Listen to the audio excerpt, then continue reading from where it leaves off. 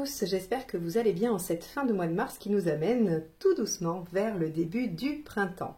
Une belle période en général qui est synonyme de retour de l'énergie avec effectivement la sève qui monte, les bourgeons, les fleurs. Et donc normalement on devrait pouvoir retrouver des tirages un peu plus énergiques et moins laborieux. Alors ce mois-ci donc on va voir un petit peu comment vos énergies vont se présenter. Donc on va faire le mois d'avril et on va utiliser comme d'habitude le portail des 12 d'Alias Kay pour les cartes signes, une carte des arcades majeures du tarot de Marseille, le tarot de la magie verte pour la première ligne et le tarot onirique pour la seconde. Je voulais vous informer que j'ai créé un site internet sur lequel vous pouvez aller voir toutes les formations que je propose.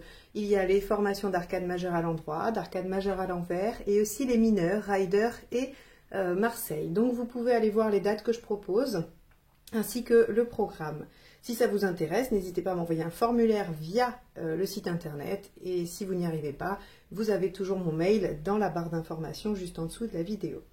Je remercie infiniment les abonnés qui sont là depuis longtemps ou moins longtemps et si vous n'êtes toujours pas abonné, je vous invite à cliquer sur le bouton ainsi que sur la petite cloche pour être averti de mes publications. Et bien sur ce, je vous dis à tout de suite pour votre tirage du mois d'avril. Les Sagittaires, on y va, c'est parti pour l'arcade majeure qui va donner la tonalité de votre mois.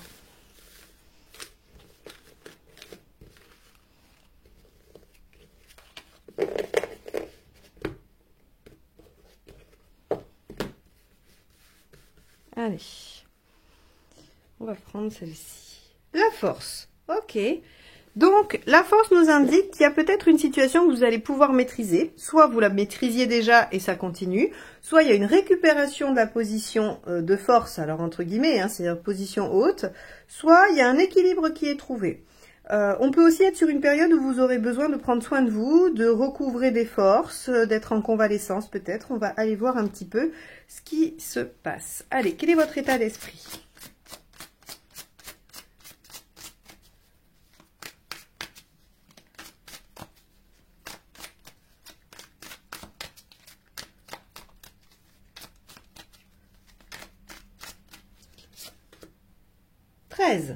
Ok, vous avez envie de changer des choses radicalement. Peut-être pour prendre soin de vous ou peut-être pour récupérer une posture plus haute et plus dominante. Ok, alors, avec l'arcane 13, on va avoir un côté assez déterminé, assez... oui, vous avez vraiment envie que les choses changent et vous n'allez pas laisser tomber. Hein, avec l'arcane 13, on n'est pas sur quelque chose d'un peu mou, avec j'aimerais bien que ça change, mais bon, je ne sais pas trop comment faire. Non, là, il y a quelque chose quand même qui semble assez déterminé. On va aller voir ce qui vous préoccupe. Le roi d'épée, votre réussite. Ok, bon. Votre réussite. Alors, c'est quoi l'événement? On va avancer un peu pour voir. Hein. Ok, on a pas mal d'épées. Reine d'épée. Il y a des décisions et des choix à faire. Ok, bon. Alors, on voit déjà ici que vous êtes déterminé à changer des choses, probablement pour récupérer une meilleure position, puisque ce qui vous préoccupe, c'est votre statut social, votre réussite. Alors, quand je dis votre statut social, ça peut aussi être ce que vous représentez aux yeux des autres. D'accord? Avec la reine d'épée, ici, nous avons le fait de prendre une décision. Mais avec ces deux cartes d'épée, on peut soupçonner que vous avez été peut-être soumis à vos émotions, à votre émotivité, et que ça ne vous a pas porté chance, ou qu'en tout cas ça ne vous a pas amené là où vous le souhaiteriez. Et donc, on a une récupération du mental, et ça se confirme avec la force, on a la récupération du mental sur le reste. C'est-à-dire que là, vous êtes décidé à trancher de façon purement pragmatique. Vous allez prendre les tenants et les aboutissants de la situation et vous n'allez pas vous demander si ça vous plaît ou si ça ne vous plaît pas, vous allez vous demander si c'est efficace ou pas. Alors, qu'est-ce qui vous aide? Est-ce que cette posture-là, finalement, instinctivement, c'est la bonne? Ou est-ce que, au contraire, on va vous conseiller de revenir à quelque chose d'un tout petit peu plus équilibré? Ok, bon, 7 d'épée, a priori, vous avez raison. Et en plus, on vous dit d'agir dans l'ombre, d'agir tranquillement, sans prévenir personne, ou en tout cas sans faire grand bruit. Le 7 d'épée, hein, comme je vous le dis à chaque fois, c'est pas forcément la trahison, c'est le fait de faire les choses en dehors du regard des autres.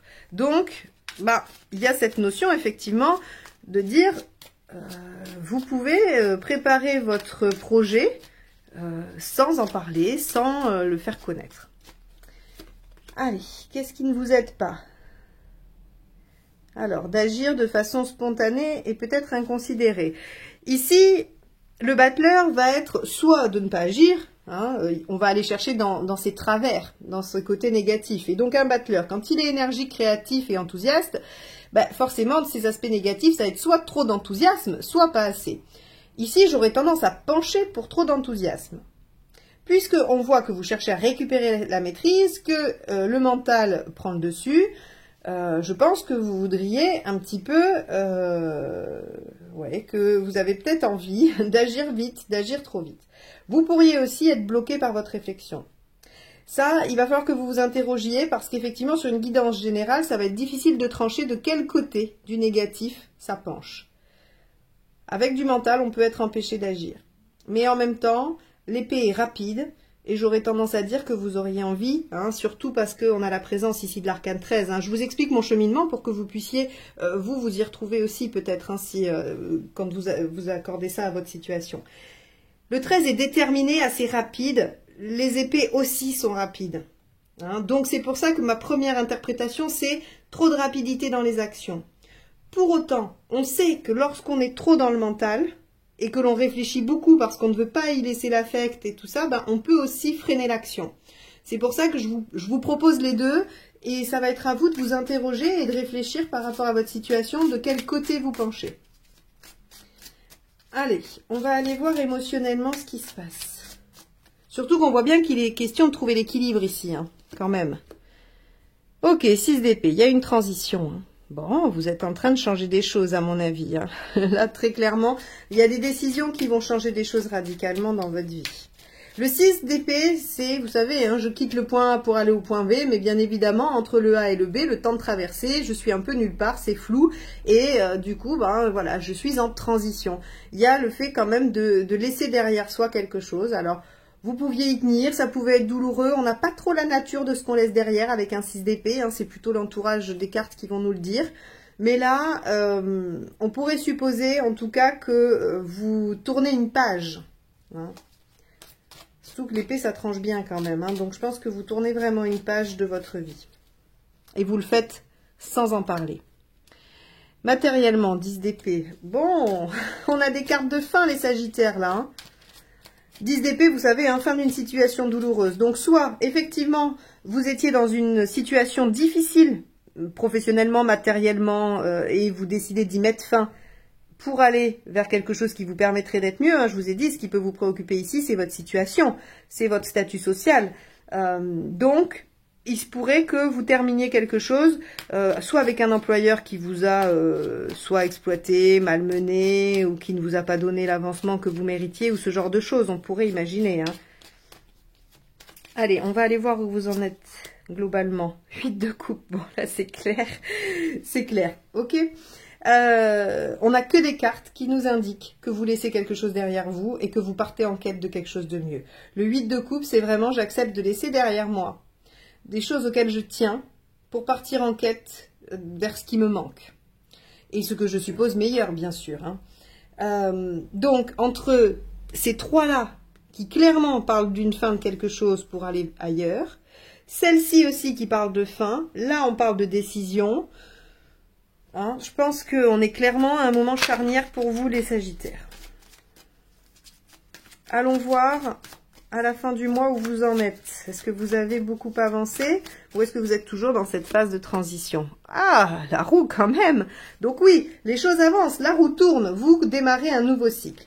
Bon, ok, les Sagittaires, vous terminez quelque chose sur ce mois-ci, il n'y a pas de problème, on le voit bien. La roue de fortune, c'est nouveau départ, nouveau cycle, reprise du mouvement. On redémarre, si c'était bloqué, on reprend du mouvement. On peut avoir des opportunités aussi avec la roue. Donc, on a plutôt un tirage assez sympathique qui vous invite à valider votre état d'esprit finalement. Hein. Ok, bon, on va aller voir avec la deuxième ligne de tarot.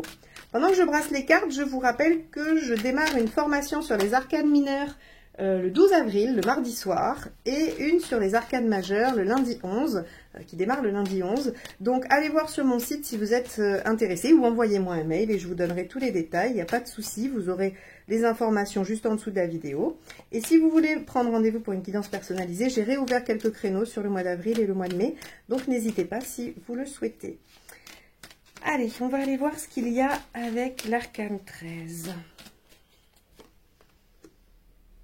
Ben, le 10, hein, donc la même que celle-ci. Vous êtes déterminé à avancer vers de la nouveauté, vers un nouveau cycle, vers quelque chose, un nouveau départ. Donc là, ça nous confirme juste votre envie d'aller de l'avant. Alors après, pour des sagittaires, c'est pas très étonnant, hein. On y va dans ce qui vous préoccupe.